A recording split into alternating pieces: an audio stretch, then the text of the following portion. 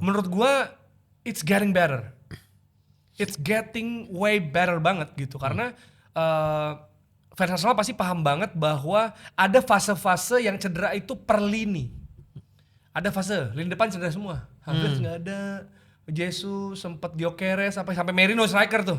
Terus ada fase back hilang semua. Itu fase dia udah nyoba pemain ini nggak bisa. Oke, gue akan bangun backbone dari akademi gue. Pemain akademi gue akan jadi backbone gue. Menurut gue fase yang menurut gue fase Arteta dimulai bukan dari dia masuk Arsenal atau bukan dari dia mulai yang old crack itu, tapi dari dia ngasih Smith Rowe nomor 10 dan Bukayo Saka nomor 7. Ketika ada satu pemain yang bikin tim lu nggak kondusif, speak up di publik, ya kan? Itu kan yang coba langsung di cut sama manajemen United ketika Amorim speak up gitu kan. Maksudnya ini nggak harmonis, nggak kondusif nih, bahaya buat tim ya dong.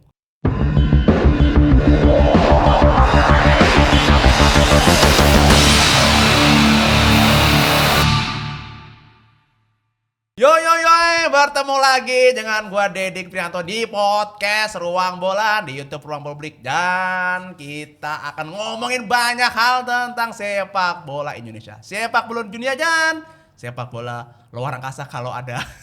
Dan tentunya gua nggak sendirian, gua bersama dengan my partner in crime. Indro yang bukan Warkop. Indro bukan Warkop. Gimana Bang Indro? Aman hari ini? Aman. Meskipun lagi berduka ya. Aduh. Liverpool kalah. Aduh, sama juru kunci. Tim juru kunci baru emang harus diruat sih. Makanya gue pakai baju Diogo, sama-sama duka. Oh, Diogo Jota, respect Bang, respect Abang Indro Bang Warkop. Nah, karena kalau tim lu kalah sama juru kunci, nah kita datengin teman kita ya, yang berada di puncak, di pucuk kedinginan ya.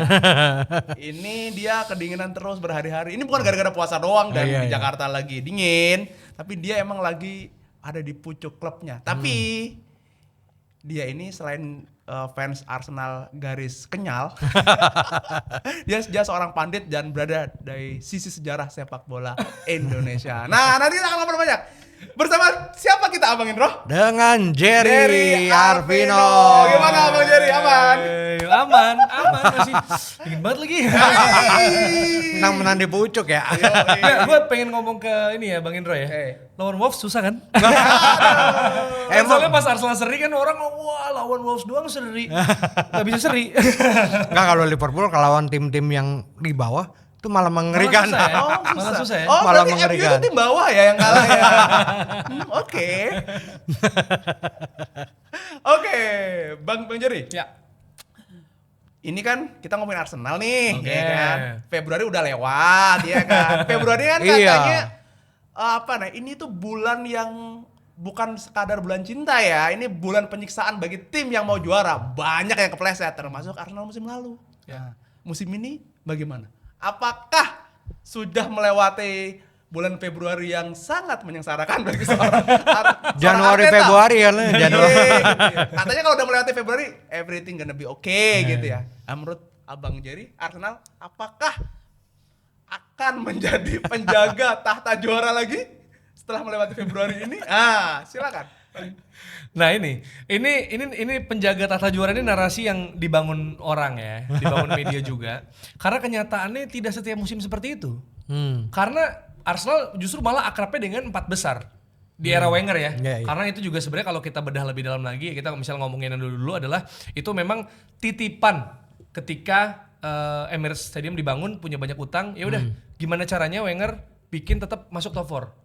Kan gitu. Maksudnya dengan squad yang bisa dibilang pemain kuncinya dijualin untuk bisa nambal utang gitu ya, tetap konsisten top 4 lah.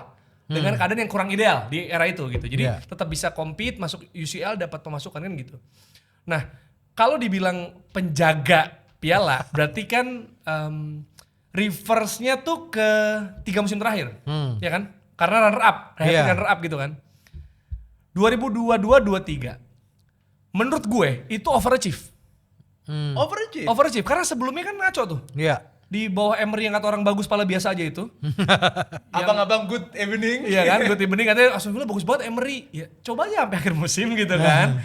Gitu dia sempat menang di Europa League sama tim manapun selain Arsenal. Soalnya Villarreal juara, Sevilla juara. Kok Arsenal enggak? Gitu, milih-milih dia, ya kan. Jadi terus sempat ada ini juga kalau orang bilang bagus, gue mau flashback, dia sempat mainin Torreira number 10, dia sempat main Ozil di double pivot gitu. Maksudnya it's not that good sebenarnya menurut gue untuk title contender ya. Kalau untuk yang Villa akan bagus gitu. Nah, di sempat era-era kayak gitu, nah pas 6 sempat 9 apa 8 gitu. Nah, gue expect ya 2-2-2-3 itu akan jadi kesempatan Arsenal masuk top 4 lagi. Abis dia mental ke Europa League kan sempet ya. Masuk top 4 ternyata title contender. Yang mana sebenarnya secara squad puzzle-nya belum lengkap. Apalagi waktu itu kalau nggak salah Saliba cedera, ada beberapa pemain lagi juga yang akhirnya kalah sama City 4-1 tuh, yang Haaland buka kuncir. Iya. Yang jaga Rob Holding. Kan susah ya, maksudnya Rob Holding gak mungkin ada di starting center back untuk tim juara manapun di dunia kan. Dia cuma bisa nge-hold. Iya, dia kan katanya holding protokol dibilang. Jadi kalau udah unggul masukin dia gitu. Bukannya dia yang bikin gak kebobolan gitu ibaratnya. Jadi itu susah. Nah, 2-3-2-4 oke, bisa bilang kayak gitu. Ya, maksudnya akhirnya kesalip City di akhir, dan gua rasa sebenarnya Arsenal juga di setengah paruh musim kedua mainnya bagus juga dan banyak menang, cuma City-nya monster banget. Mau gimana pun gitu. Maksudnya tanpa celah. Padahal secara dari Januari sampai Mei musim itu berarti 2024 ya, berarti kan bagus tuh secara pencapaian. Tapi nggak ngejar aja City lebih nggak ada cacat di era itu di 2 musim lalu. Musim lalu Arsenal nggak pernah sekalipun ada di puncak klasemen. MU pernah di pekan pertama kalau nggak salah. Sisanya kan Liverpool sama gue nggak tahu kalau ada lagi nggak. Arsenal tuh nggak pernah peringkat 1 musim lalu. Jadi jaga piala siapa? Orang nggak pernah dipegangin kesempatan mau megang piala gitu. Ibaratnya kalau foto booth tuh masih jauh, dia ada air tribun tribun jauh tuh yang ada restricted view. Oke. Bukannya yang bisa ngelihat langsung bandnya kan gitu. Ibaratnya kalau manggung ya, kalau konser. Jadi nggak selalu penjaga piala, cuma itu banter aja yang dipakai orang gitu menurut gue. Jadi kalau ngomongin musim ini, ini akan tayangnya berarti berapa hari lagi ya? Iya. Berarti masih pekan sekarang kan berarti ya, belum ada game lagi gitu. Ini di tag ketika Arsenal abis ngalahin Brighton 1-0, City seri lawan Nottingham Forest 2-2. Konteksnya unggul 7 poin. Game-nya lebih banyak 1 ya, benar? One 7 poin. One game in hand. Jadi anggaplah 4 lah gitu kan kalau secara clear gitu kalau City menang. Gua surprise tadi pagi karena ternyata rasa gua menjadi lebih yakin akan Arsenal sedekat itu sama gelar nih akhirnya, bukan karena setelah ngalahin tim rival, tapi setelah gue ngelihat Arteta bisa ugly win dengan kayak gitu. Oh, bisa ugly win ya? Kata kuncinya justru. Bisa ugly win dengan bermain tidak naif, nggak perlu main beautiful football. Kayak we've been doing this for many years. Dari era Wenger, era Arteta, maksudnya mainnya cantik ya kan, Arsenal way lah, beautiful football. Tapi naif menurut gue. Di beberapa fase genting, mereka gak bisa nyesuaiin kondisi. Ada state of the game yang mereka tidak bisa handle gitu. Lawan Brighton, kelelahan Arsenal jelas banget, capek semua ya kan. Ada bener-bener terjadi juga. Brighton main powerful, physical, high pressing, ya kan? Kayak Arsenal second boleh kalah segala macam gitu. Dan lagi ada fase-fase sulit juga karena ada beberapa blunder, mau gimana pun ada. Gue percaya namanya online noise itu nyampe ke pemain gitu. Nah, ketika situasi nggak ideal kayak gitu, tim yang bisa juara di liga yang panjang, ya musim kompetisi adalah tim yang bisa squeeze result walaupun mereka nggak layak menang. Karena kalau main pakai cara Arsenal kayak biasa, it's gonna be an easy win for Brighton sih. Menurut gue kayak orang expected goal mas 0,01 babak pertama. Shot on targetnya 2. 1 Saka. Kebetulan kipernya blunder lah itu kiper Brighton tuh. Cuma tendang 0,01 XG gimana sih? Dikolongin. Iya, satu lagi Havertz terakhir sebelum udahan tuh. Udah gitu doang. Sih nggak ada serangan berbahaya gitu loh. Tapi ketika di situasi sulit masih bisa convert jadi 3 poin, sama seperti musim lalu yang Liverpool sering menang menit-menit akhir misalnya, itu kan sinyalnya makin menguat gitu loh. Jadi lebih PD-nya meningkat sedikit lah Sedikit. Baru sedikit. Karena Baru tetap sedikit. Arsenal tuh fansnya ya dipenuhi rasa trauma. Oh, wow. Trauma. Jadi susah, maksudnya nggak bisa lihat banyak orang kan bilang, apalagi ini lo saatnya quadruple apa segala macam. Lu mah sosok merendah. Bukan. Coba just apa ya, wear my shoes gitu loh. Cobain deh. Setelah dipermainkan ekspektasi dan harapan, tapi kepleset di air gitu, bertahun-tahun loh. Itu sih berat ya. Berat. Jadi ada rasa trust issue masih sampai akhirnya ambil piala gitu. Karena winning mentality itu yang dibutuhkan kan mau gimana pun. Dan di Arsenal juga sekarang yang punya siapa winning mentality? Dia kan Rice. Only they can rise ya. Maybe Gabriel, FA Cup dia masih dapat yang 2020 kan di sisa tuh. Sisanya siapa? Ya kan? Sebenarnya kalau secara ini ya, pemain-pemain Havertz mungkin. Oh iya. Ya Gyökeres bisa juga. Gitu. Jadi kan lagi dikumpulin the mentality-nya juga gitu. Tapi kalau dilihat dari pemain-pemainnya, apakah memang pemain-pemain ini lebih meyakinkan untuk main di 4 kompetisi? Karena masih bermain di 4 kompetisi ya. Dan semuanya achieve loh itu. Iya. Nomor 1 Liga Champions coy. Iya. Nah itu gak ngaruh. Musim lalu timnya Om Indro peringkat 1 sangat meyakinkan. Lawan PSG juga gitu kan, diserang mulu yang golin Harvey Elliott. Nah, Habis itu. Ternyata PSG juara ya kan. Gitu. Jadi gimana tadi? iya. Kalau dilihat dari pemain-pemainnya, apakah memang sudah mencukupi nih pemain-pemainnya dari pemain-pemain secondnya, terus juga untuk bermain di 4 kompetisi? Ini belum ke arah selesai ya, karena masih panjang juga gitu, walaupun di UCL bagannya enak.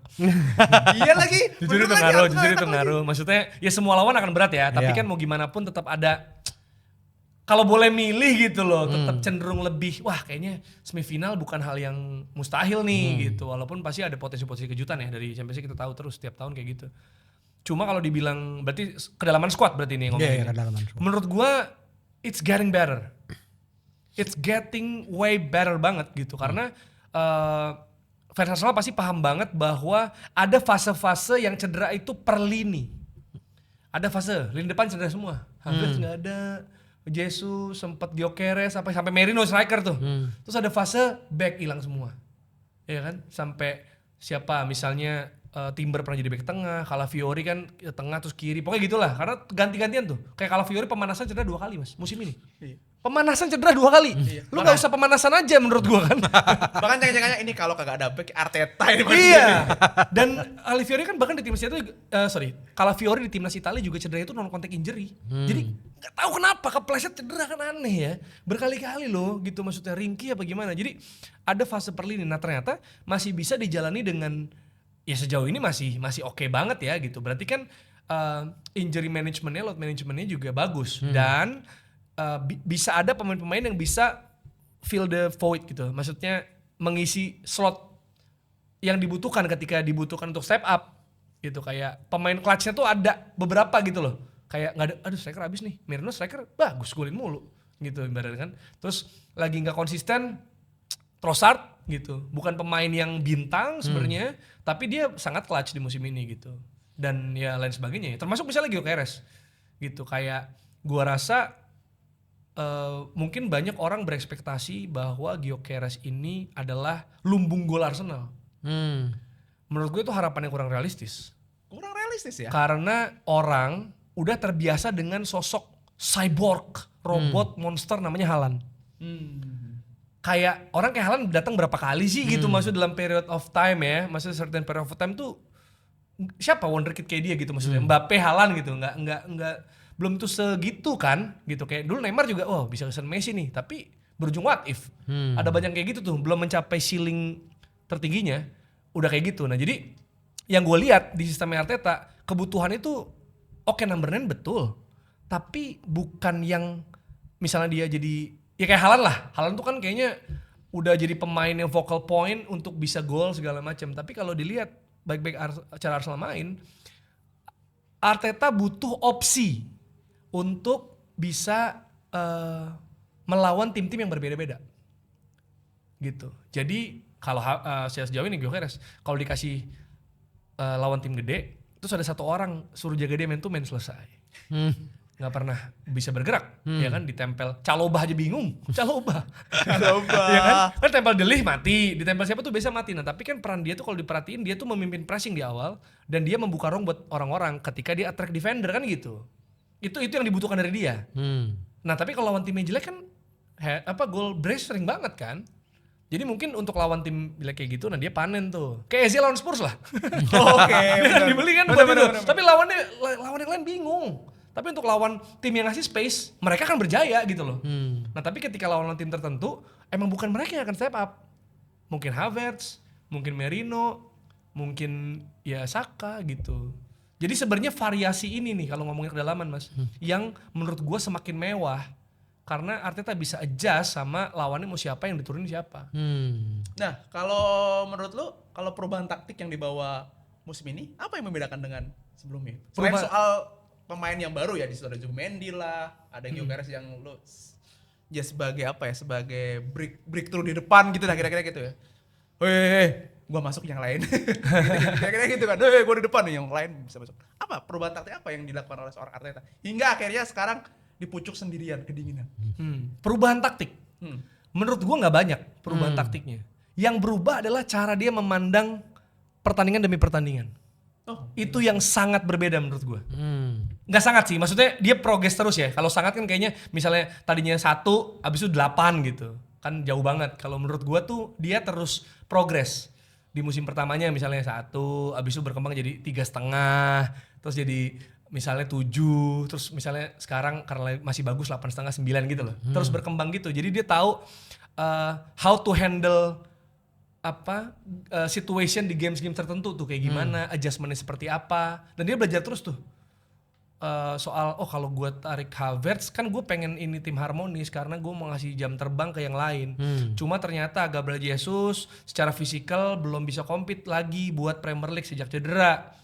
Melalui Skilly bingung ketika udah lama gak main, dia masuk lagi udah beda lah cara mainnya gitu. Jadi ternyata jangan narik Gyökeres ya karena mengurangi pressing sehingga lawan-lawan Arsenal bisa golin di menit akhir gitu. Oke, gue akan perpanjang bikin dia di lapangan lebih lama. Nah itu kan dia belajar tuh. Terus kalau diperhatiin, ini hal yang beda banget loh Jila. Gue nggak pernah percaya, gue garis nih, gue nggak pernah percaya kalau Arteta ngasih tahu tim news soal injury. Selalu ngomongnya, ya we're gonna see it. Iya. He's in doubt. Segala macam, coba lu perhatiin deh. Kalau main FPL paham tuh, dia akan rise. Iya. 50%, 75%, main. Bagus mainnya, kagak ada cedera. Saliba kagak ada di squad. Nggak ada isu di cedera, nggak ada.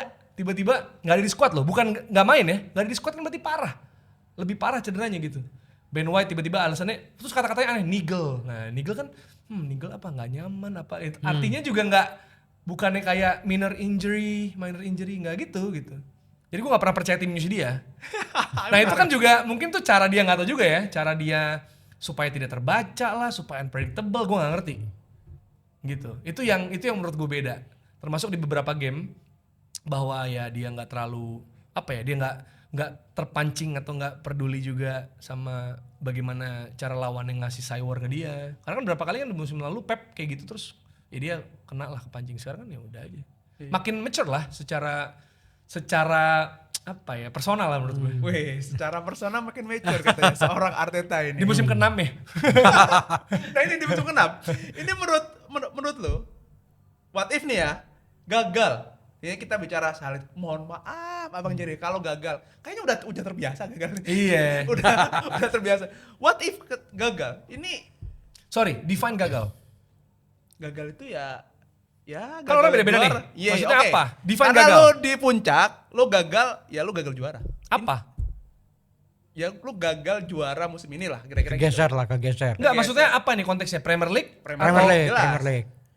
Premier League lo Premier League. gagal juara, selalu dipucuk selama musim-musim lagi, selama berminggu-minggu, dan lo gagal. Tapi UCL juara nggak? Tapi Carabao juara nggak? Tapi FA juara nggak? Oh gitu, Ya makanya pertanyaan itu. Oke. Gagal tuh define apa? Gagal misal musim lalu Inter bisa treble, malah zero tituli, nggak dapat gelar kan? Betul. Nah, maksudnya atau apa? Gagal juara Premier League, tapi masih bisa dapat yang lain. Makanya gue bilang ini define gagal karena ini fans pasti beda-beda. Sama kayak Liverpool misalnya. Nah, kalau dia Nggak masuk gini, Arne Slot kan habis juara, musim belum selesai, ya kan? Kan ada kemungkinan Arsenal peringkat 3. Secara matematis bahkan juara masih bisa sebenarnya, walaupun nggak mungkin lah ya kayaknya, karena udah jauh mas. Tapi peringkat 3 masih mungkin kan? Iya. Nah, ketika abis musim juara, abis musim depannya peringkat 3, kan sebenarnya nggak jelek. Kalau menurut orang lain ya, yang nggak ada kayak kata emosional sama Liverpool dan Arsenal. Tapi kan fansnya Arna out. Lu Arne out ke lu? Out dong. Tuh kan? Iya kan?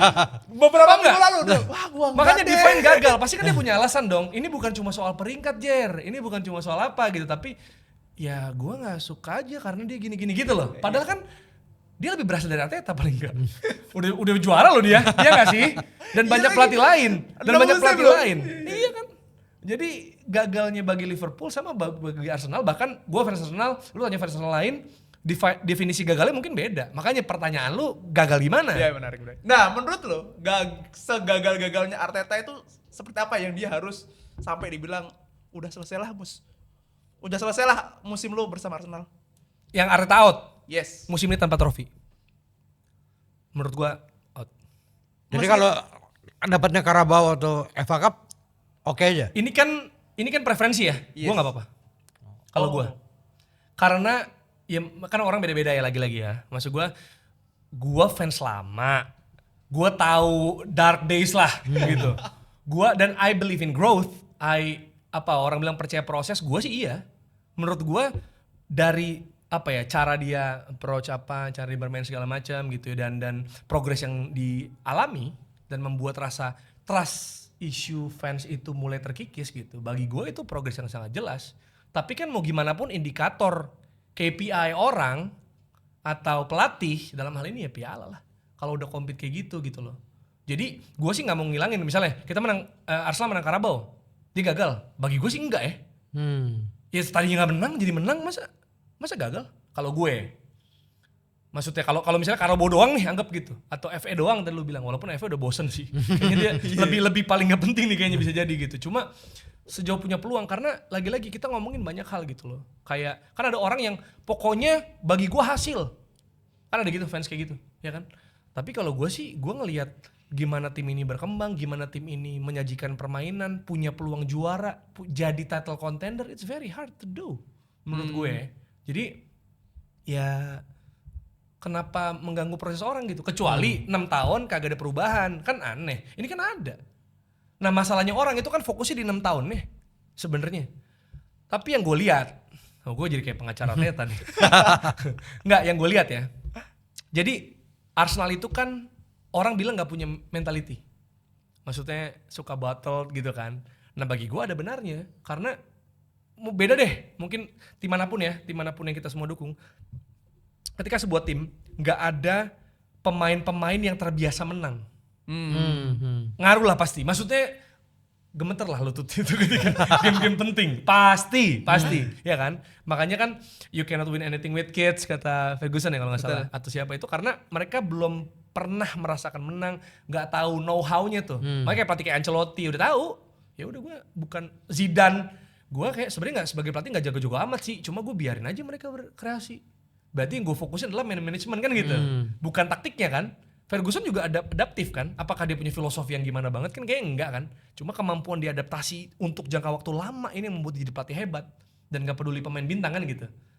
Nah sama, Arteta, gue rasa ketika dia tahu Arsenal ini kehilangan atau minim winning mentality, yang dilakukan adalah dia coba beli pemain-pemain yang punya pengalaman dan winning mentality. Iya. Okay. Ini yang fase pertama nih. Yang masuk siapa? David Luiz, Willian Chelsea kan. Ini gue harus sebut, menurut gue ini aneh. Lee Steiner. Yang gitu-gitu tuh. Ya, tapi kan mereka menang di Juve, menang di Chelsea, ya kan? Ternyata abis mereka udah. Yang ada blunder, yang ada dark days gitu kan. Nah, itu fase dia udah nyoba, pemain ini nggak bisa. Oke, gue akan bangun backbone dari akademi gue. Pemain akademi gue akan jadi backbone gue. Menurut gue fase yang menurut gue fase Arteta dimulai bukan dari dia masuk Arsenal atau bukan dari dia mulai yang old crack itu, tapi dari dia ngasih Smith Rowe nomor 10 dan Bukayo Saka nomor 7 menurut gue. Ya maksudnya kita tahu semua lah 10 sama 7 tuh krusial lah di sebuah klub manapun lah gue rasa. Walaupun ada yang nggak peduli ya, tapi maksudnya itu statement tuh. Iya, iya. You guys are my backbones gitu loh untuk bangun ini. Nah kalau perhatiin tuh kebijakannya jadi lebih sejak itu ya. Ada muda, ada unsur mudanya. Ya kan lu perhatiin kan itu tim-tim muda tuh.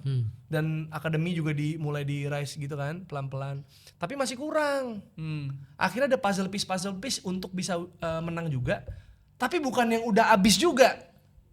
Makanya I'm gonna splashing my money for Declan Rice. Dan kita lihat. Iya. I'm gonna splashing money atau mungkin gak money for EPL proven karena itu yang perlu. Masuk siapa? Trossard masuk. Kalau Gyökeres kan tadi mau Isak, tapi kemahalan kan. Kalau gue sih dari awal kalau gue Berta, Isak atau Watkins sudah. Watkins ya malah nih. Iya, maksudnya dua itu bagi gue sih ini udah teruji banget lah, udah gitu kan, nggak mungkin Harry Kane. Maksudnya yang PL proven aja, Gyökeres oke lah gue pikir. Havertz, Sterling walaupun gagal. Maksudnya kebijakannya jadi EPL proven tuh mas.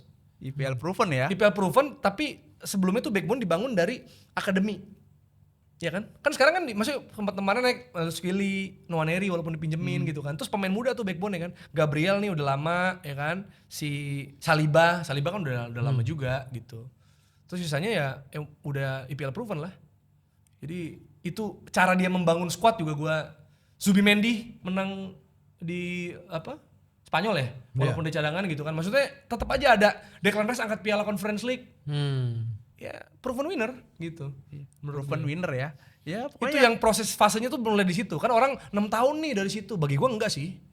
Bagi gua ketika dia Smith Rowe nomor 10 walaupun akhirnya enggak kepake, Saka nomor 7.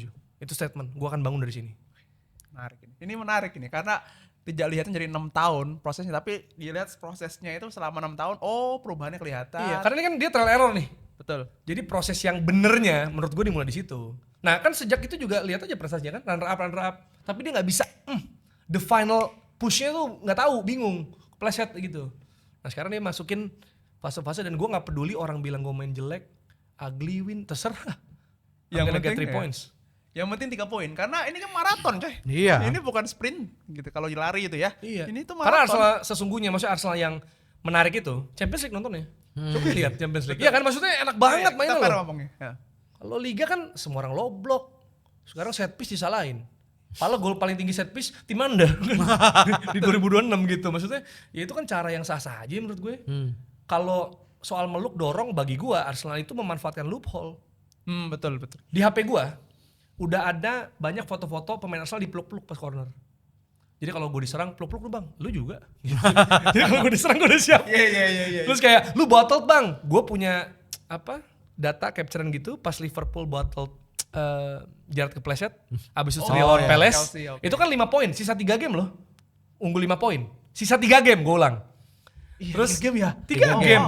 Wow. Terus si yang Palace seri, abis itu kalah sama Dembaba dulu itu. Iya. Terus Palace seri. Terus si ini, MU, yang Aguero. Oh, iya. Aguero. Empat ya. Menit terakhir. Pekan 32. Itu Mas. terakhir. Sisa 6, pekan 32. Selisih 8. 8 poin. Jadi mungkin aja, maksudnya Arsenal juga masih, ini pas take di podcast ini, kepleset mungkin aja menurut gua. Tapi paling enggak ya ada banyak proof bahwa emang susah Premier League sampai akhir gitu. Kalau ngomongin liga ya. Nah ini kan saingan Arsenal sekarang boleh dibilang tinggal City lah. Ya. Iya kan? Tinggal yang paling dekat tuh City. Aston Villa kemarin kalah. Malah udah peringkat berapa? Peringkat 5 malah. Ya udahlah ya, Aston Villa itu ya udahlah ya gitu ya. Tadi Emery. Good evening lah ya udahlah ya. Dia segitu menurut gua. Ya, nah ini kan kalau lo ngeliat City-nya sendiri bagaimana? Apakah kemarin ternyata bisa seri juga main di kandang, ya kan? Itu gimana? Apakah memang ini masih tergantung juga City mainnya juga gak terlalu bagus atau seperti apa Arsenal? Oke. Maksudnya gua ngelihat City sebagai Iya. rival. Oke. Ini to be fair ya, gua Iya. mencoba fair. Menurut gua selain kontroversi Haaland penalti atau enggak itu yang dilanggar ya. Karena kan wasit Inggris Ya, begitu lagi ngocok aja tuh siapa yang apes gitu. Menurut gua golnya Morgan Gibbs White yang back heel. Oke, Boleh. back heel, Dan oke. tendangan jarak jauh spekulatif gua harus bilang Elliot Anderson itu moments of magic menurut gua. Oh, moment of magic ya itu ya. Dan ada apa namanya goal line clearance ya, goal line block dari Murillo. Yang tendangannya Savinho ya kalau nggak salah. Di menit 97 itu kan. Kan bisa aja dia kebobolan kan.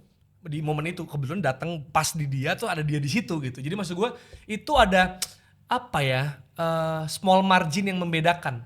Jadi gue nggak bisa bilang sebenarnya City jelek karena ya lagi nggak hoki aja menang karena mereka cukup dominan sebenarnya dan Forest punya peluang gol gitu kan suka gitu kan ya. Kadang kita udah berusaha tapi ya lagi harinya dia gitu. Jadi bagi gue masih mungkin misalnya Arsenal kepleset atau City yang ambil keuntungan dari itu. Cuma problemnya City adalah menurut gue terutama di musim ini. City susah gol di babak kedua. Gue juga gak tahu kenapa. Iya ya. Kalau perhatiin, dia 1-0 abis udah, 2-0 udah. Tadi juga gol 1 sih yang Rodri itu kan. Tapi banyak fansnya juga mengeluhkan bahwa mereka ini nonton City mendingan babak pertamanya deh. Babak kedua nggak tahu kenapa gitu. Nah ini potensi problem. Dan sebenarnya kan City juga melakukan statement signings kan dengan EPL proven Gay Semenyo. Iya. Itu udah jelas statement. Maksudnya kayak kita punya duit, kita beli yang udah pasti aja dan dua-duanya perform loh. Betul. Nggak ada adaptasi, gila mana ada adaptasi, dua itu gila itu emang. Maksud gue dia punya power money, udah dia exploit itu dan ya udah nggak apa-apa gitu dan tepat gitu loh. Dan Pep tuh tahu, gue butuh pemain yang profilnya kayak gini gitu. Mau gimana pun dan know how. Itu yang Arteta sampai sekarang belum punya sebanyak Pep secara playbook, secara winning mentality. Nah itu yang potensi keplesetnya menurut gue.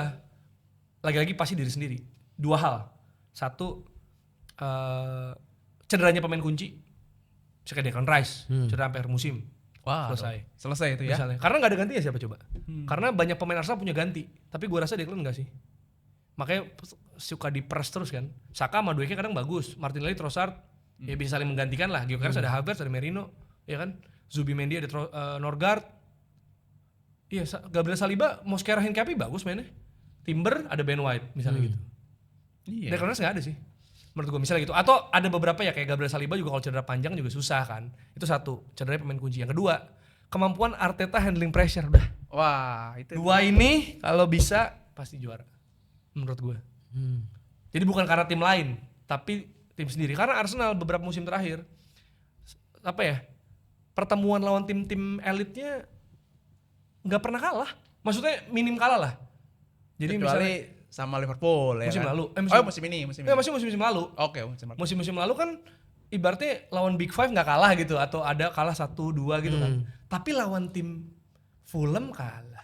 Lawan Villa kalah sama away. Lawan West Ham kalah. Nah ini tim ini nih yang susah. Kan sama kayak ini, kita ngomongin geser dikit Serie A deh. Kenapa Inter sekarang unggul besar, unggul jauh? Karena Inter kalah emang sama tim-tim gede. Kalah sama Juve, kalah sama siapa gitu ya. Tapi mereka lawan Genoa menang, lawan Cremonese menang gitu loh. Yang gitu-gitu, lu liga tuh harus menang lawan tim-tim kayak gini. Nah Arsenal sekarang udah mulai gitu. Aston Villa menang, yang bugit tim aja biasanya. Fulham menang, ya gitu. Burnley, nih nextnya nih lawan Everton. Nah itu kan batu juga tuh Everton. Tarkowski kan pasti corner udah begini-begini juga tuh. Badannya aja. Iya makanya jadi bagi gua yang penting tuh bisa ngunci lawan tim-tim yang gitu. Tim middle lah. Tim middle kalau lawan tim gede sih kan tinggal City kan. Tinggal City ya udah City tinggal. Sisanya ya ini kan City di Etihad paling. Nah, apa namanya? Gua tadi ngomong soal City ya. Gua tuh merasa bahwa ya Pep itu ya magician gak? Kalau gue sebetulnya karena gila Pep.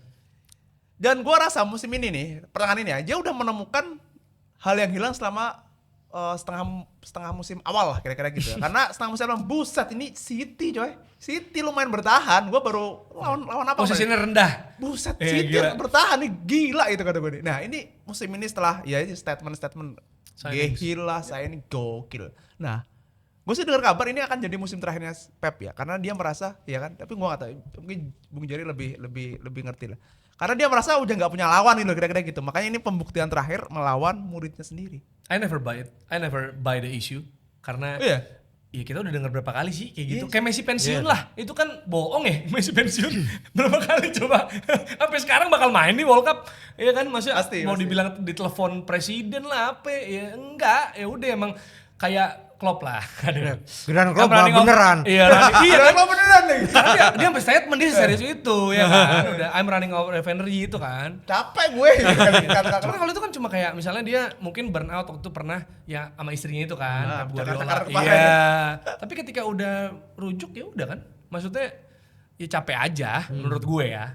Capek. Apalagi kalau misalnya musim ini misalnya nggak dapet, pasti dia gitu. Nah kalau dapat gimana? Kalau misalnya ini kan Pep ini kan katanya nih meskipun ini masih isu hijau kan katanya musuh terbesar dia udah nggak ada nih, Klopp lah ya.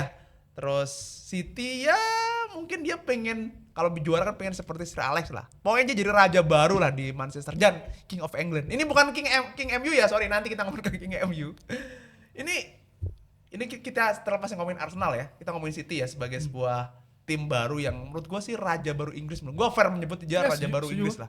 Karena kalau kita ambil 10 tahun, 20 tahun ya udah kelamaan lah ya. Ya dia raja baru. Dan ini menurut lo dia akan sepanjang apa di IPL?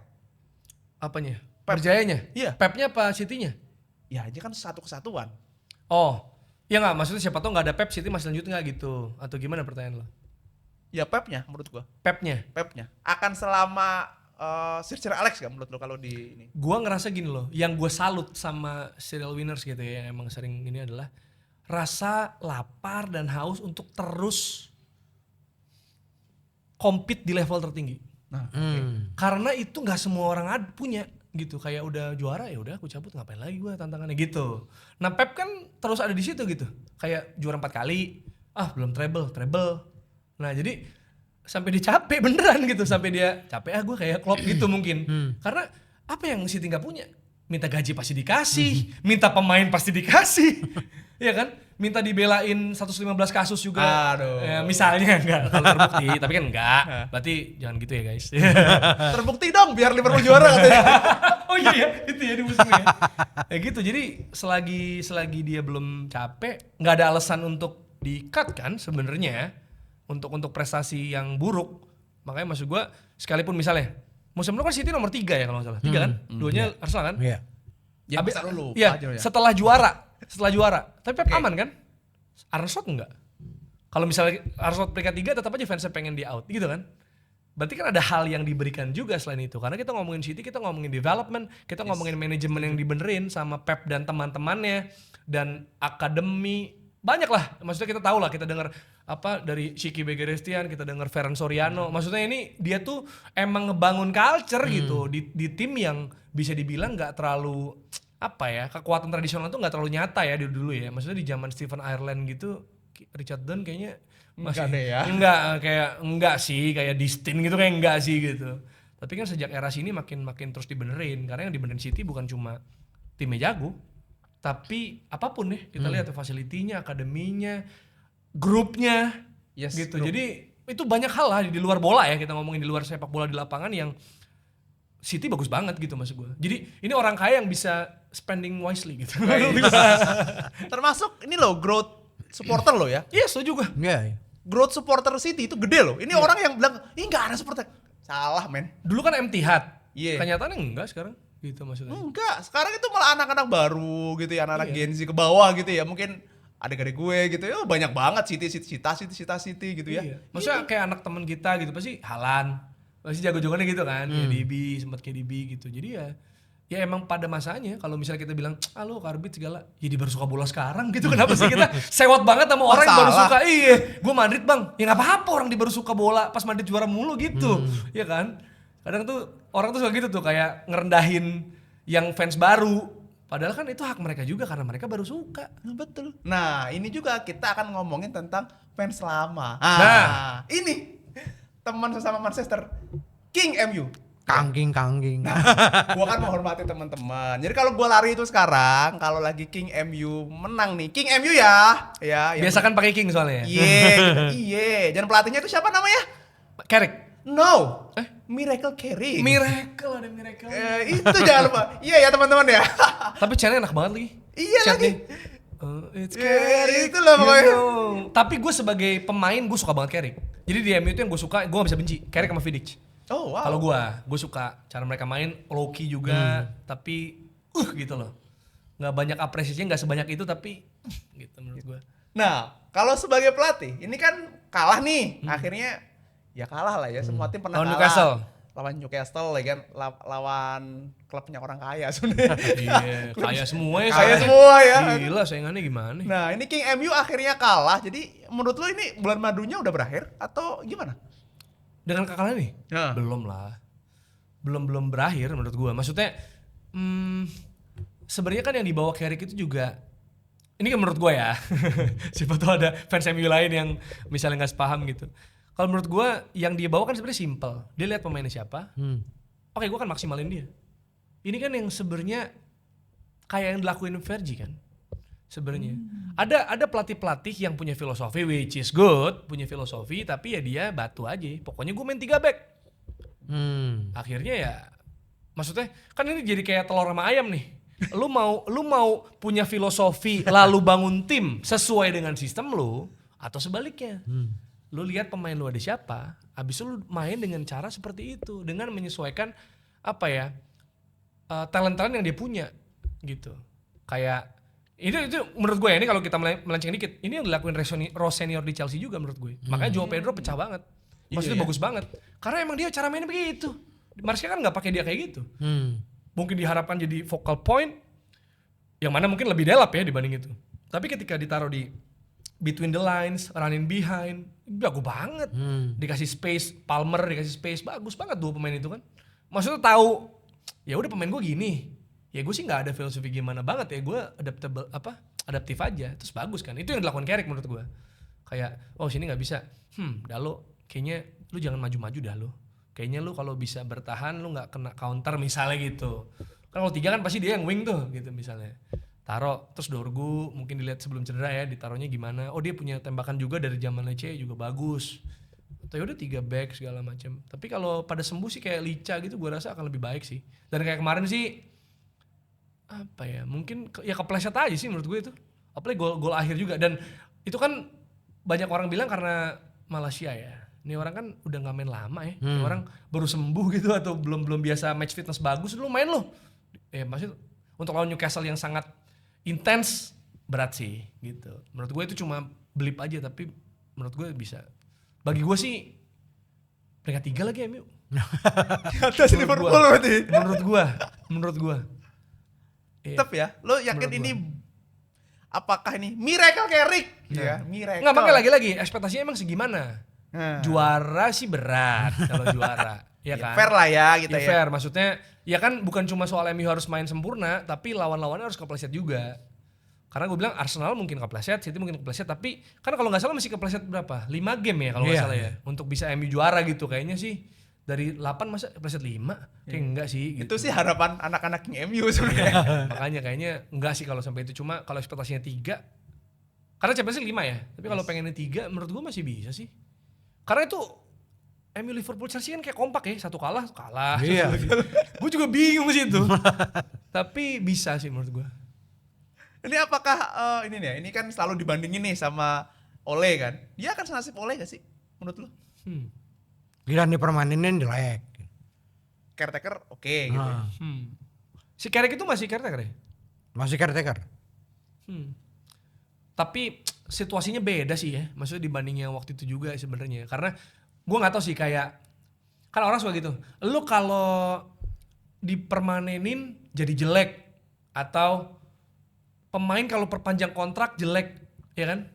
Misalnya Mau salah ya namanya. ke situ Mau salah namanya. Maksud gua ke situ Aubameyang, banyak lah yang kayak gitu. Cuma menurut itu cocok logi aja lah. Maksudnya masa dia tanda tangan kontrak jadi nggak bisa nendang, kan nggak mungkin ya. Atau permanen jadi jelek, pasti ada banyak hal lain gitu. Nggak bisa sesimpel lu kalau permanen jelek, enggak lah gitu. Jadi kalau nasibnya dibandinginnya sama ketika permanen jadi jelek, bukan itu sih alasannya. Bukan itu ya? Iya, menurut gua kalau jelek apa ya, bikin MU jelek. Kalau mereka bisa memaksimalkan peluang sih kayaknya aman aja ya. Gitu menurut gua, don't change the winning team. Terus pada sehat semua sih. Pada sehat tuh penting juga loh. Harusnya sehat lah. Dia kan cuma main satu game Satu selama game. week kan. Ini lebih banyak kan kita main bola coy sebenarnya. Lebih sering ya. Iya, lebih sering kita main fun Nah, football. tapi kalau jarang kan justru match fitness juga. Iya. Iya kan, maksudnya itu juga untuk pemain bola ya. Kayak lu main seminggu sekali doang, touch-nya tuh beda lah dibanding orang yang biasa main misalnya 2 minggu 3 kali gitu. Oh, MU nggak main di Champions ya? Oh wow, itu lo yang bilang, gua kan cuma ngasih tahu. FA juga udah gak ada ya? Oh, wow. Karabau juga ya? Tinggal fokus ya Premier League. Fokus kalau lagi weekend ya main, kalau hari biasa ya main sama teman-teman. Game dikit ya, maksud gue sih lebih ke aduh fansnya cuma dikit lagi nontonnya gitu maksudnya. Itu aja sih gue. Tapi kan kalah, Arsenal kalah di Emirates, jadi gue udah diem aja. Itu pas Arsenal kalah di Emirates sama MU, itu adalah momen dimana gue ngerasa kayak gila fans MU banyak banget ya. Betul. Dan gue kayak selama ini kemana mereka ini? Karena notif gue gila. Gue bikin nih kayak di momen itu, jadi gue tahu ini lagi rame nih, jadi gue sengaja bikin banyak konten. Gue bikin 6 konten, 4 apa 5 di atas 100.000 viewers. Jadi Semuanya kangking semua. iya, jadi gue iya karena kan box juga gitu, bawa ada yang bawa duren, musangking. Aduh. Makanya jangan lupa dikunyah ya. Terus gue kayak ada bawa apa nih? Bawa kalahan Arsenal gue gituin. Terus gue bikin POV kerja bareng fans MU. Bang Tio, Iya utama. Tio gitu. Atau ya gue bikin banyak konten lah di momen itu karena ya udah isinya ceng-cengan. Ceng-cengan. Biarkan MU yang menyinari dunia. Ini Arsenal sama City mau terus pindah apa mau diturunkan? Nah, Iya. aduh. Tapi Cuma gue suka, gue kangen banget soalnya rivalitas Betul. Arsenal MU sih. Apalagi maksud kita ngikutin udah lama.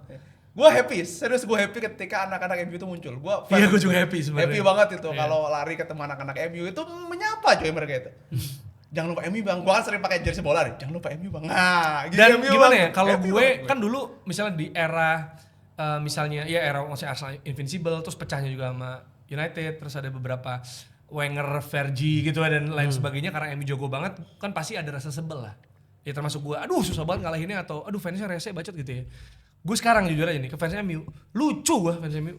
Karena mereka tuh udah bisa self deprecating gitu loh, kayak Yes, betul. itu tuh jadi menarik karena kreatif banget. Karena udah biasa kalah, sekalinya menang mereka sombong tapi nggak nyebelin. Itu susah loh menurut gue ya. Allah pun ada fans nyebelin ada, tapi banyak fans MU itu kalau sombong tuh nggak nyebelin. Gitu. Sombong berpahala coy. Iya gue kayak ada lucu lagi gitu maksudnya. Misalnya ngalahin Arsenal, tapi kan ceng-cengannya gitu kan, kayak gini-gini segala gitu. Gue lucu lagi gitu. Maksudnya ini gue nggak sarkas ya, emang bener. Yes. Menurut gue mereka tuh kreatif gitu. Untuk mungkin udah lama di bawah, terus Mungkin Mama mempersiapkan bisa jadi. Oh selama di gua bertahun-tahun mempersiapkan. Ini 1 sampai Iya. 100.000 hal yang harus gue lakuin ketika tim gue jago. Makanya sekarang pas kalah sama Newcastle kan mereka patah hati lagi. Gue liat sih beberapa orang tuh baper banget gitu lah. Karena mungkin abis 11 game gak kalah kan. Wow, Jadi unbeaten ekspektasinya iya, makanya gue bilang ya sebenarnya kalau lu ngomongin liga, apalagi MU kan main liga doang, berarti kan itu 11 pertandingan liga kan. Ya siapa sih peringkat 1 Arsenal, peringkat 2 City. Pernah gak mereka 12 game unbeaten di musim ini? Gak ada. Oh iya gak ada ya? Gak ada. Baru nggak gue. Iya, Jadi emang susah. Maksud gue apa yang dicapai United sejauh ini, ya kasarnya ya, misalnya lu kenapa MU kalah, ya waktunya kalah sih. Gitu. Jadi menurut gue sebenarnya ya nggak usah terlalu gimana gitu karena ya Arsenal juga kayak bagus, kayak gak ada celah, jebol sama Szoboszlai. Iya lagi. Kan sebel juga gue kan ya. Kan kalau enggak jadi gak ada kalah tuh. Itu di situ tuh. Waktu itu ya, unbeaten tuh kan UCL unbeaten. Harusnya gak kalah dong itu. Kena itu aja kan, baru kena MU. City juga kita tahu mana ada 12 game gak kalah, gak ada musim ini. Jadi udah waktunya kalah sih United, makanya bakal bisa bangkit lagi. bakal bisa bangkit lagi kalau kata seorang teman-teman fans King MU, kami semua sepakat bahwa kalian akan tetap kami, main. lu aja kali. Nah, setelah ini kita ngomongin klub dia nih. Karena bukan saingan Arsenal musim ini. Oke. Gue support MU. Manchester is red. Wih. London juga red. Ya. gitu. Timnas red. Wih. Itu dong harus. Gitu. Nah, kita ngomongin Liverpool. Ini kan pokoknya kalau kita ngomongin MU, pasti kita akan ngomongin Liverpool. Kenapa Liverpool sebapuk itu musim ini? Menurut gue. Iya, menurut lu? Jujur gue masih mencoba mencari jawabannya mas. Gue juga bingung ya. Tapi gue gini. Kita nggak pernah bisa mengukur atau merasa paham akan fase grieving orang. Menurut gue, misalnya ada sebagian orang yang merasa, lu pada alasan aja misalnya kehilangan Diogo Jota almarhum gitu. Mungkin aja lagi drop karena itu. Di awal musim ya. Jadi menurut gue ada banyak fase berbeda kenapa Liverpool gak sebagus musim lalu. Di awal musim, menurut gue bisa aja grieving itu bener.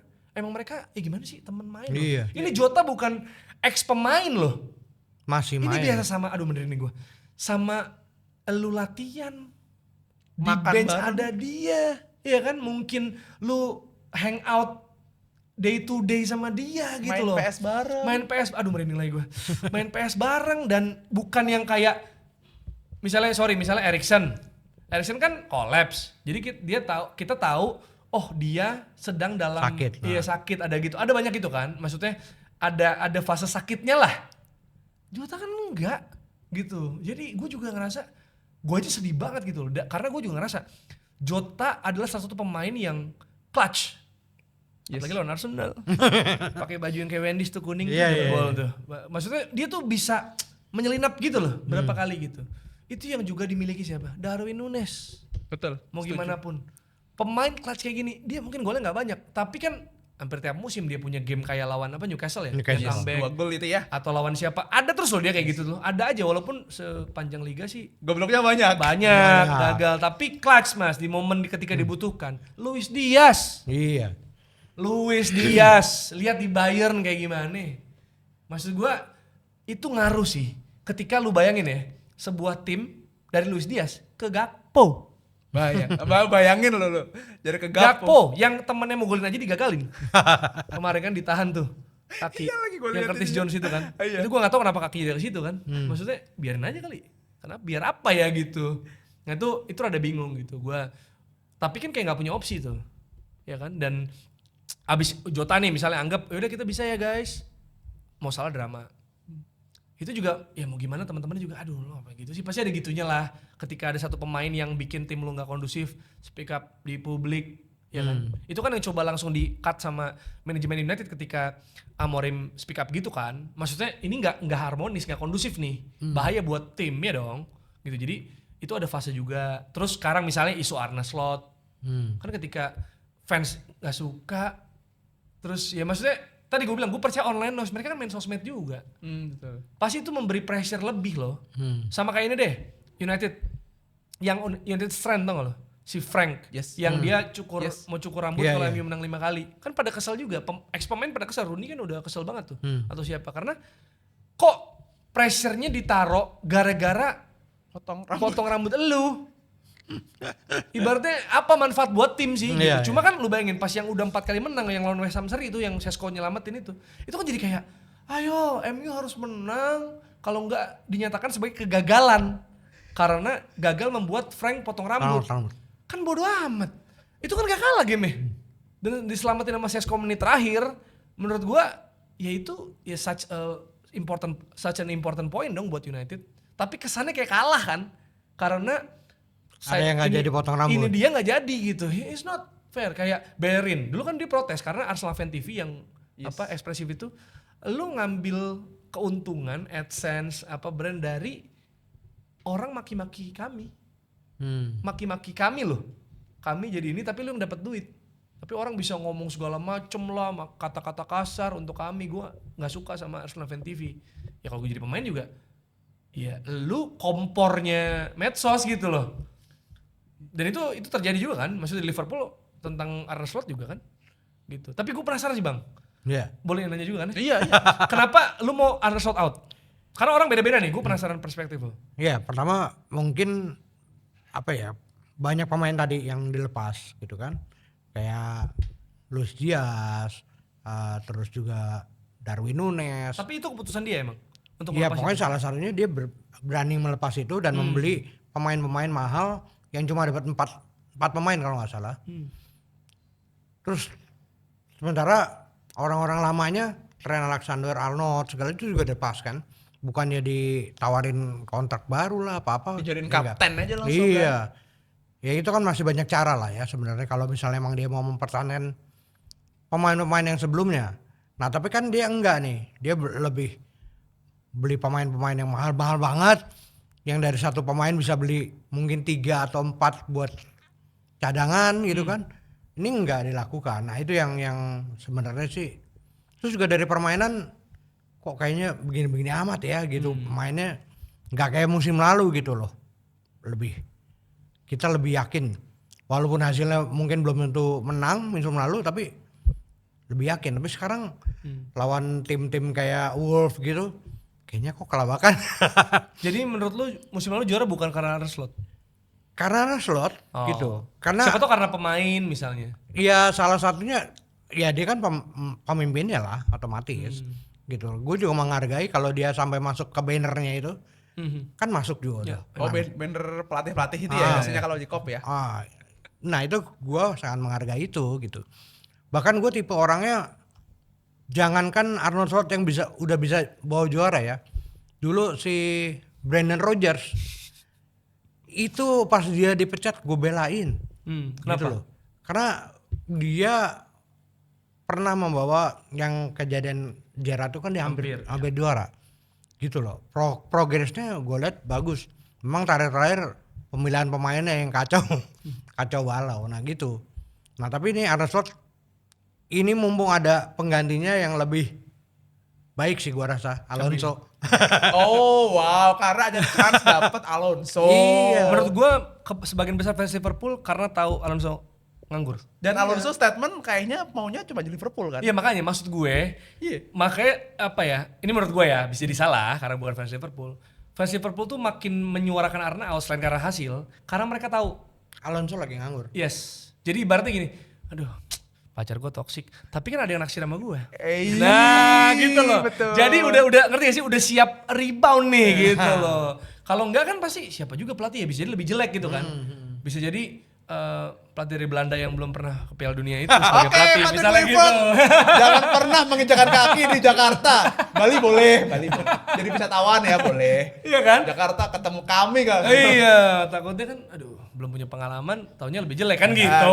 Tapi kalau pelatihnya, wah Alonso ada rekor unbeaten, pernah juara liga kan gitu kan. Iya. Walaupun beda itu kan kayak terus ex pemain pasti ada Legenda, bukan iya, sekedar legenda, betul. legenda. Pasti kan ada rasa Iya, betul. romantisme yang apa ya bisa coba dihidupkan lagi lah. Walaupun ada Gerrard tetap Alonso ya. Alonso lah. Kalau Gerrard mau terlalu dia udahlah dia jadi legend aja. Kalau dia Nggak kenapa semua bisa. Kayak Gary Neville latih, Gary Neville nggak usah latih. pelatih kenapa ntar dia malah jelek namanya. Iya bener sih. Patungnya jangan kecoret lah. ini. Iya. Nggak semua pemain bisa jadi pelatih sih. Iya, Bener. Gary Neville Udah enggak. udah gak bisa, udah Valencia udah dia apain aja sama dia deh. Hancur dia. Nah oke, kalau secara permainan lu lihatnya gimana? Ini kan kalau Siapa ini? slotnya Oh, kita masih Liverpool. ngomong Liverpool. Slot ini kan titiknya adalah mengganti lini tengah lah. Gravenberch ditaruh ke tengah itu semuanya works everything oke sampai dia menyegel juara. Jauh-jauh hari sebenarnya kalau kita nyebut ya. Karena tim lain flop semua kan, Liverpool standing sendirian. Musim ini dia melakukan hal yang sama dan ya selain pemain-pemainnya hancur semua ya. Nunes yang gue suka Nunesnya gue nggak tahu kenapa karena di PS asik banget coy. Tapi banyak fans Liverpool suka juga loh. Iya suka gue itu. Loki suka dia gitu. Gitu ya, itu ini banget gitu ya. Menurut lo yang salah di Arnold Slot ini apa sekedar pemain atau emang ini soal karma coy? Gue selalu berpikir ini karma lo. Karma gimana sih? Karma beli Isak lo. Ini memperkaya orang kaya gitu. Ini mempercaya. Loh iya, ini kan kita mencari faktor-faktor yang kita nggak pernah tahu soal Liverpool itu gagal. Nah menurut lo gimana? Apa emang Slot emang secara taktik emang ya udah mentok? Ya secara taktik ya. Atau emang ya udah emang dia emang nggak layak di levelnya Liverpool? Gua? Oke. Melihatnya. Gue ngerasa sama seperti pemerintahan di berbagai negara, ya atau politik-politik kantor atau apapun itu, pemimpin pasti pengen punya legacy yang orang suka bilangnya kayak rezimnya gitu. Orang-orang yang ikut sama dia, gerbong dia yang bawa, dia yang bikin berhasil gitu. Jadi dirasa oh gue dibilang nerusin Klopp ya. Gue harus punya hal sendiri nih. Yang pemainnya gue yang pilih, taktiknya gue yang pilih gitu-gitu, ya kan. Makanya, karena kalau Darwin kan itu splashing money dari Arab. Tren udah habis. Maksudnya bukan, kalau menurut gue sih bukan karena dia nggak mau atau gimana, cuma ya udahlah. Ada kesempatan gitu ya. Toh penggantinya bagus juga, mikir gitu kan. Maksudnya Frimpong bagus kan sebenarnya. Kerkes juga bagus gitu untuk regenerasi Robo kan maksudnya itu di kiri. Terus ada Bradley juga yang kita tahu bagus, sempat ngantongin Mbappe juga. Nah, tapi aduh siapa ya gitu loh. Nah, Isak situasinya kan lagi gak asik di Newcastle kan, dan ini menguntungkan Liverpool karena ya ibaratnya kalau bagi Newcastle, Liverpool bisa ke Newcastle, lu mau lepas gak? Kan lu gak pakai juga. Ya kan? Walaupun akhirnya dikasih dengan harga yang mahal, tapi kan Isak emang bagus, IPL proven juga. Walaupun injury prone. Itu kekhawatiran gue tuh untuk Isak ke Arsenal atau enggak selain harganya mahal. Dan proven bahwa dia injury. Dan masih terbukti ya Yes. bahwa dia cedera gitu kan. Dan siapa namanya? Wirtz. Wirtz pemain yang bagus dan gua rasa kita bisa bilang berapa bulan terakhir Wirtz bagus banget loh menurut gua. Setuju. Dan sempet dia di UCL atau di mana gitu ketika dia di kiri kalau nggak salah malah bagus tuh. Kan orang sebelnya tuh ketika dia di tengah, Gakpo di kiri. Nah, jadi kayak agak nabrak. Tapi fungsi dia sebagai konektor sebenarnya itu banyak terjadi loh di permainan Liverpool gitu kan. Cuma tinggal gimana cara adapt sama sistem dan sama liga karena beda. Itulah kenapa makanya gue bilang EPL performance itu penting karena Gay sama Semenyo tinggal adaptasi sistemnya. Lawan-lawannya ya sama lah. Maksudnya dia akan lawan Forest juga, dia akan lawan itu juga gitu kan. Tapi Wirtz biasa lawan Mainz. Misalnya gitu kan. Dan siapa? Gyökeres biasa lawan Vitória Guimarães kali kan di Portugal tuh tim gitu kan atau Braga gitu kan. Kan nggak ketemu Tarkowski, nggak ketemu Deli gitu loh maksud gua. Jadi Pandai adaptasi iya kan, maksudnya yang biasa nempel di gitu beda lah gitu. Dan sempat ada bahasan juga misalnya ke Gyökeres bisa gue balik. Jadi ranking klub Eropa di semua Eropa di rankingin gitu. Benfica, Sporting sama siapa lagi Porto itu ranking sama peringkat kayak bawahnya jauh banget. Kayak misalnya contoh gue gak tahu berapa ya tepatnya, misalnya 50 besar dunia misalnya contoh. Tapi tim-tim lainnya yang ada di Liga Portugal itu peringkat 300, 200 gitu. Tapi kan kalau di Premier League, ya bukannya gue glorifikasi Premier League, cuma ya siapa? West Ham, ya Spurs, itu kan peringkat 15, 17. Tapi kan secara pencapaian West Ham abis menang Conference League, Spurs abis menang Europa League. Maksudnya secara emang mereka ini liga kompetitif banget, tapi kalau dibandingin sama persaingan di liga lain, ya emang jauh banget kan. Jadi apakah mereka misalnya jelek? Spurs jelek sih. Tapi kan 2002 belum pernah menang. Itu parah menurut gue. Parah. Tapi maksudnya kayak West Ham kan ada menangnya juga. Cuma itu nggak menolong peringkat mereka. Forest bisa nyulitin tim gede. Arsenal seri, City seri. Tapi mereka peringkat 16 gitu loh. Karena emang liganya semua bisa saling mengalahkan gitu loh. Jadi menurut gue ada proses itu juga tuh adaptasi. Makanya lagi-lagi kalau soal Wirtz ekspektasinya apa emang dari Wirtz? Ketika lu susah dong ketika lu udah habis juara, lu habis punya pemain yang Luis Diaz, Jota, Nunes kan nggak main setahun 2 tahun di Liverpool loh. Mereka juga ada proses adaptasinya. Nah udah pas ketemunya dapat tuh gelar, udah nyetel lah. Ya Wirtz baru datang, tapi bebannya harus meneruskan juara. Ya itu maksud gue. Dan itu, mahal. sama kayak Gyökeres kan. Itu kan ekspektasi yang nggak masuk akal. Tapi misalnya fair-fairan, saya Arsenal nih tim gue. Eddie Nketiah ke Gyökeres, upgrade dong. Iya betul. Maksudnya gitu loh, misalnya kalau lihat itu. Logis. Sebenarnya Nunes dan Isak sebenarnya upgrade kalau dia sehat. Piala proven, gol tiap musim banyak. Iya gak sih? CM Liverpool siapa ya? Curtis Jones siapa sih? Harvey Elliott kan kadang suka bantu nyerang tuh misalnya. Harvey Elliott ke Wirtz, upgrade dong. Upgrade, jelas. Maksudnya itu langkah yang coba dilakukan dengan benar, cuma tinggal ekspektasinya memang gimana, segimana gitu. Ekspektasinya ya jelas 4 juara semuanya lah kira-kira gitu. Karena kan lu udah keluar segitu banyak kan nah gitu itu, ya. makanya, tapi kan lagi-lagi harga, ya kita udah gak bisa nentuin harga. Jack Grealish, Wow. ya maksudnya contoh gitu. Ya. Kalau Declan Rice menurut gua kemurahan. Kasih lagi 100 juta. Kalau gue masih kemurahan 100 juta menurut gue. Dampaknya gila loh nih orang loh. Dia main gak pernah jelek loh tiap musim. Sekali jelek ya paling lawan Spurs itu blunder. Sama lawan, pokoknya ada beberapa error lah. Tapi sisanya gak pernah main jelek.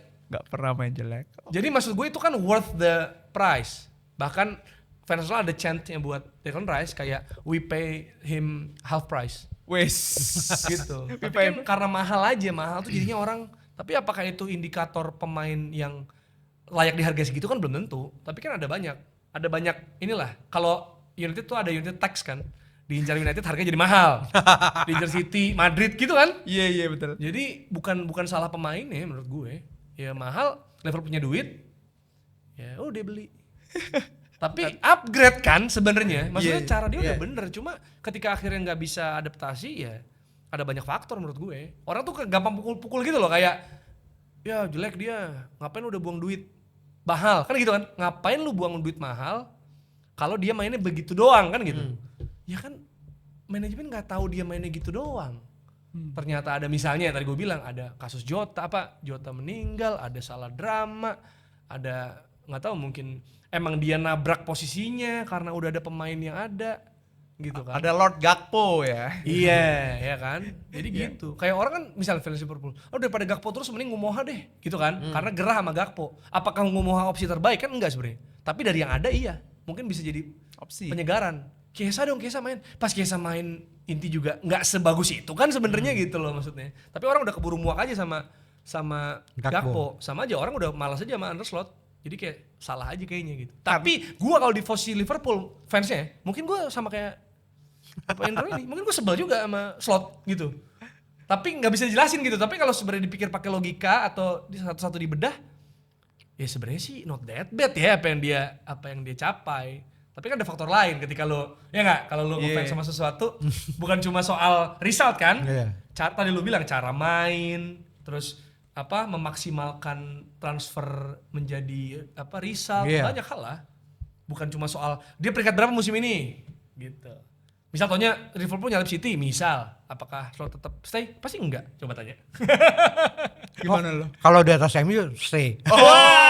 Titiknya itu. Bagus. Oh ini kuncinya. Itu kuncinya pokoknya seberapapun kalau Bagus nih, statement bagus ini. titiknya pokoknya kalau di atas King MU, King MU maka nggak apa-apa dah gitu ya, aman. Kagak dapat champion juga kagak apa-apa dah gitu. Tapi kalau di bawahnya King MU, buset. Tapi Liverpool kan Demo Champions itu. League masih bisa. Iya. FA masih bisa. Kalau misalnya kagak dapat apapun, yang penting di liga itu tidak di bawah King MU kayaknya aman. Dan dokter Tirta kayaknya nggak perlu potong rambut itu.